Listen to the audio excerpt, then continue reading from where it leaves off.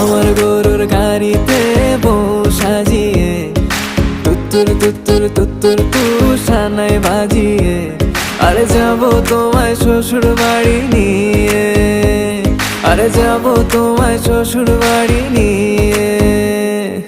তোমার ভাঙা গাড়িতে আমি যাব না, কারো ঘরের ঘরনি আমি হব না, করব না তো কোনোদিনও বিয়ে। আরে যাবো তোমায় শ্বশুর বাড়ি নিয়ে।